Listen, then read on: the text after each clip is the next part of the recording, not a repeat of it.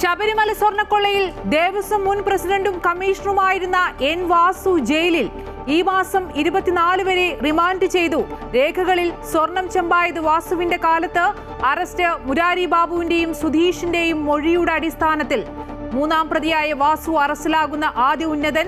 CPM പങ്ക് തെളിഞ്ഞെന്ന് VD Satheesan. Arrest CPMനെ ബാധിക്കില്ലെന്ന് MV Govindan.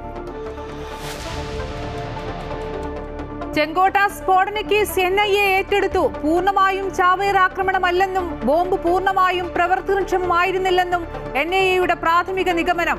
പൊട്ടിത്തെറിച്ച car ഓടിച്ചത് ഫരീദാബാദ് ഭീകര സംഘത്തിലെ ഡോക്ടർ ഉമർ നബി, പിന്നിൽ ജെയ്ഷെ മുഹമ്മദ്.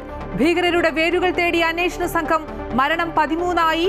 പാകിസ്ഥാനിലെ ഇസ്ലാമാബാദിൽ ചാവേർ സ്ഫോടനത്തിൽ 12 മരണം, 27 പേർക്ക് പരിക്ക്. സ്ഫോടനത്തിന്റെ ഉത്തരവാദികൾക്ക് തക്കതായ ശിക്ഷ നൽകുമെന്ന് പ്രധാനമന്ത്രി നരേന്ദ്രമോദി. ആസൂത്രകരെ വേട്ടയാടി പിടിക്കുമെന്ന് ആഭ്യന്തരമന്ത്രി Amit Shah. Responsible for this tragedy will be brought to the justice and will not be spared under any circumstances. കുറ്റക്കാരെ വെറുതെ വിടില്ലെന്ന് പ്രതിരോധ മന്ത്രി രാജ്നാഥ് സിംഗ്. ഫരീദാബാദിൽ 52 പേരെ ചോദ്യം ചെയ്തു. 6 പേർ കസ്റ്റഡിയിൽ.